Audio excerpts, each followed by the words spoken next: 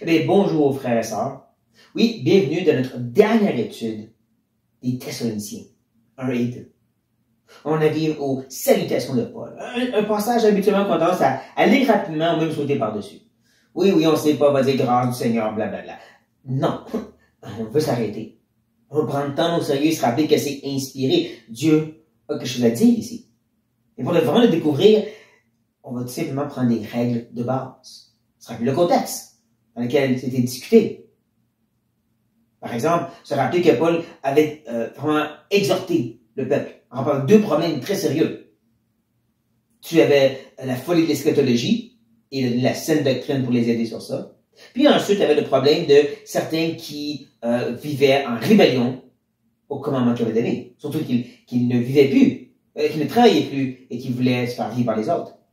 Et Paul dit, vous devez les avertir, et sinon, vous signez les deux. Tout ceci nous amène à cette salutation, qui même porte une forme de prière, comme on va voir. On noterait que c'est de rappeler aussi la répétition, à quel point que le fait que des mots sont répétés ou des phrases, c'est Dieu veut notre attention sur ça. Et aussi la formulation des mots, les mots spécifiques que Paul utilise, que l'Esprit utilise, a quelque chose à nous dire. Donc, on va regarder ces trois petits versets pour conclure notre étude des Épîtres aux Thessaloniciens. On commence au verset 16. Que le Seigneur de la paix vous donne lui-même de la paix en tout temps, de toute manière. Que le Seigneur soit avec vous tous. Comme je dis, c'est une prière. C'est intéressant parce que c'est une prière sur laquelle il conclut après avoir exhorté le peuple. Et c'est pas la seule fois que Paul fait ça. Il le fait en Romains, en Corinthiens, en Galates, juste pour nommer quelques exemples, où est-ce qu'il les exhorte, puis ensuite il fait une prière qui est une sorte de louange envers Dieu, comme pour dire que Dieu agisse auprès de vous. Et c'est un bon rappel. Ils veulent avoir cette paix, n'est-ce pas? Mais ils doivent comprendre que cette paix ne va pas se trouver tout simplement magiquement. Il y a un aspect d'obéissance. C'est pour ça qu'on les voit, justement, tous ces appels à obéir à certains domaines, va venir ensuite avec une prière de louange envers Dieu, parce que si tu veux cette présence de Dieu, cette bonté, grâce, paix de Dieu, dans l'obéissance. Pas dans le sens pour le mériter, mais dans le sens comme Jean nous dit dans 1 Jean, Dieu est dans la lumière. Si tu veux expérimenter et être en relation avec lui, tu dois être dans la lumière aussi. Donc vous voulez cette paix, eh bien vous devez faire ce que je vous ai dit. Ne pas vous laisser ébranler par n'importe qui dit n'importe quoi sur la fin des temps, puis revenir à ce que je vous ai partagé. Tout centré sur Dieu est au contrôle. Vous devez être prêt à exhorter les gens qui veulent être en désobéissance à la parole, et s'ils le font, même vous séparer d'eux.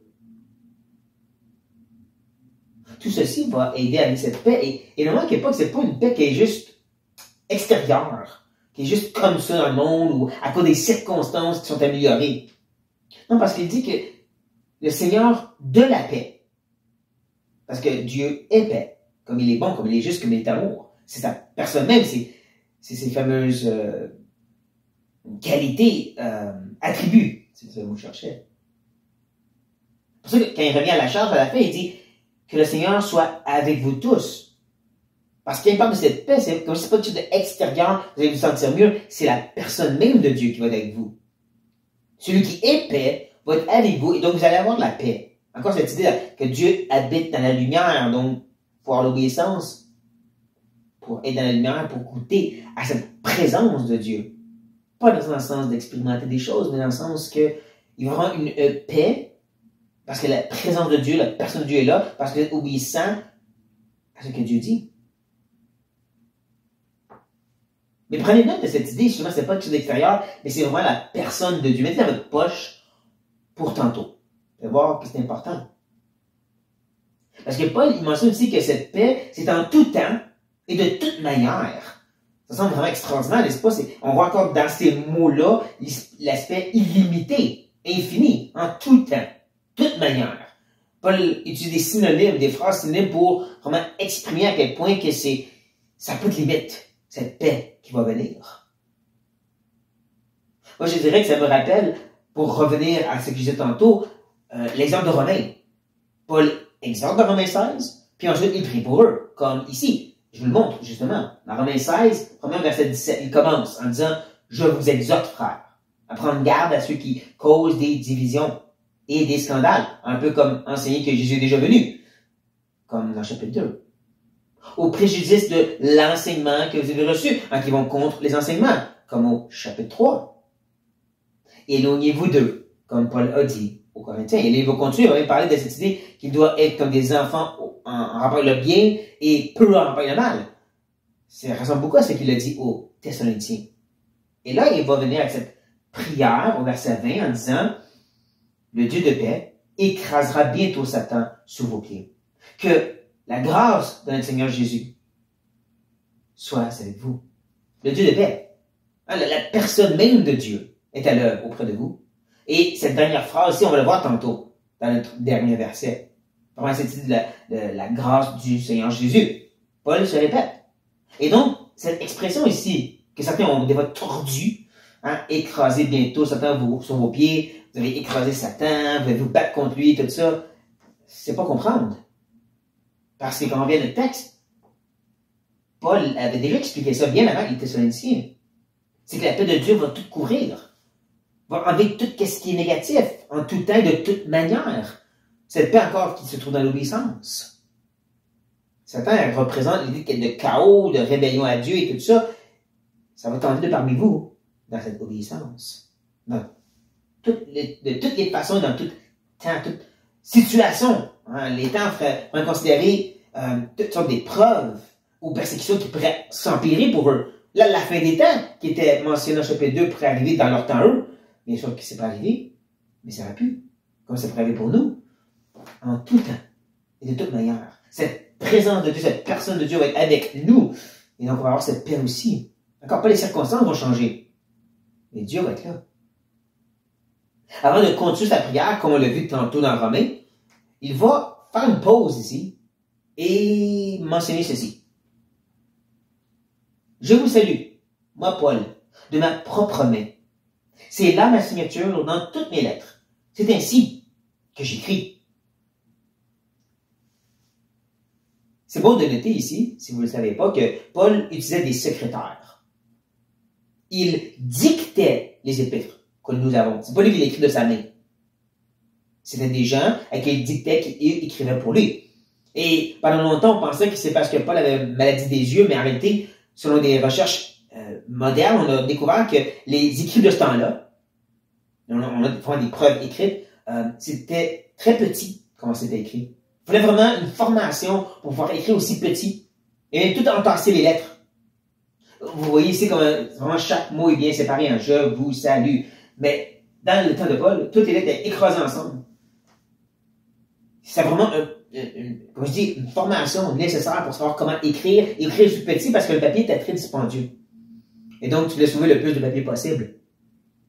C'est pourquoi quand Paul prend la plume puis écrit de sa main, c'est vraiment différent du reste du texte. Le lecteur qui le lit pour le reste de la congrégation, qui va ensuite leur montrer, il va dire, regarde, si c'est normal, puis oups, c'est différent ici. Dans Galate, il va dire justement les grosses lettres, probablement sur le fait que lui, il écrivait plus gros, n'est pas formé, comme les secrétaires, que tout le reste du texte. Et tout ceci pour dire, c'était sa signature, mais encore mieux, un signe. Dans la Bible, ça parle des signes, des preuves, démonstrations qui approuvent le message de Dieu. Paul utilise le même mot ici. Ça prouve que ce que je vous donne, c'est vraiment de moi. C'est important parce qu'au début du chapitre 2, il a dit, faites attention à des lettres qui disent venir de nous, de moi et mon équipe. On va m'ajouter plus tard, justement, qui doivent juste se concentrer sur ce que lui leur a donné. Et comment il fait pour être sûr? Parce que Paul met sa signature dessus ses lettres. Qu'est-ce qui est bizarre, c'est qu'il dit toutes mes lettres, sauf que ce que nous avons présentement, c'est la deuxième lettre que Paul a écrite. 1 Thessaloniciens, c'était les premières épîtres de Paul, qu'on parle chronologiquement. Donc, pourquoi il dit toutes ces lettres? Est-ce qu'ils ont pu trouver ça dans 1 Thessaloniciens? Je crois que oui. Parce que à la fin de 1 Thessaloniciens, le chapitre 5, on peut voir que Paul, il parle au nous, moi et mon équipe.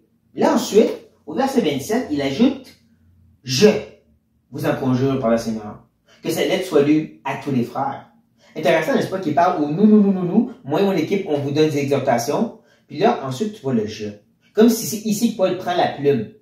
Il écrit de sa propre main « Je dis ceci, je l'écris ». On ne peut pas le prouver à 100%.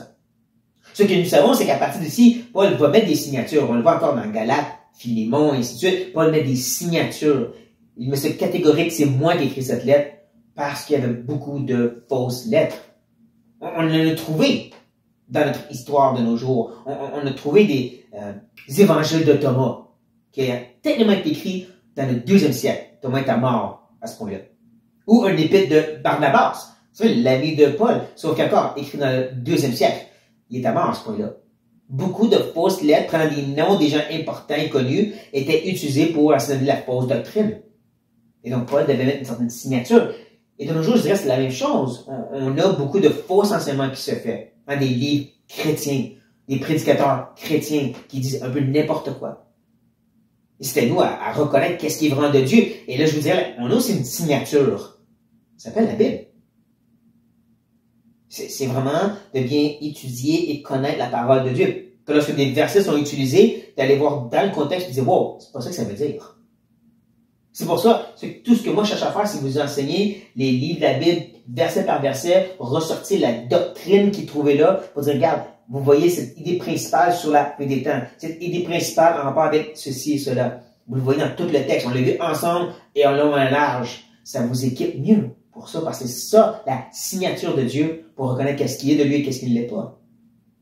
Mais bon, on met ça de côté pour tout de suite. Et on va revenir parce que là, que Paul a terminé cette discussion de la signature, il va terminer sa prière.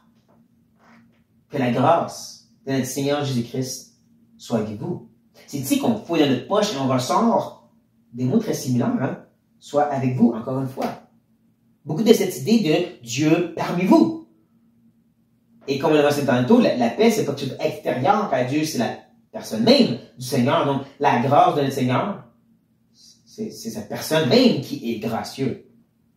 C'est pas juste quelque chose d'extérieur, vous allez bien aller, tout ça séparé. C'est en étant avec Dieu, obéissant à Dieu. Et je dirais que on peut faire la même chose un peu, par exemple, avec Philippiens. Vous allez voir ce que je veux dire, mais dans Philippiens, chapitre 4, au verset 8, mettez du joli, ça dit, au reste, frère, que tout ce qui est vrai, tout ce qui est honorable, tout ce qui est juste, tout ce qui est pur, tout ce qui est aimable, tout ce qui mérite l'approbation, ce qui est vertueux et digne de louange, soit l'objet de vos pensées.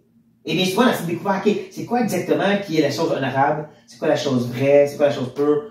Portez attention à ceci. C'est un objet. Arrêtez, tout ceci pointe à une seule chose. Quand tu regardes dans le texte original, ça pointe vers le singulier. Et si vous demandez, c'est quoi donc cette chose-là? Parce que ça nous dit qu'on devrait. Dieu, Paul, l'a déjà dit juste avant. Parce que dans le verset 6 et 7, il dit qu'on doit être anxieux pour rien, mais remettre tout à Dieu en prière.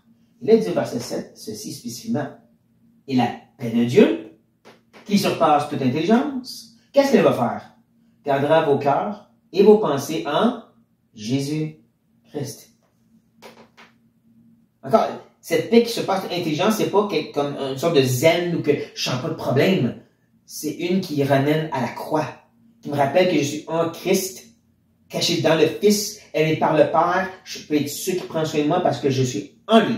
C'est pas mon obéissance, c'est pas ma fidélité, c'est pas ma spiritualité, c'est parce que je suis en Christ. Dieu ramène les pensées là et dit, t'es là, tu es aimé comme le Fils, parce que t'es dans le Fils, tu peux te rassurer. C'est ça toutes les belles pensées du verset 8 qui est ensuite. C'est centré sur la personne même de Jésus qui nous amène auprès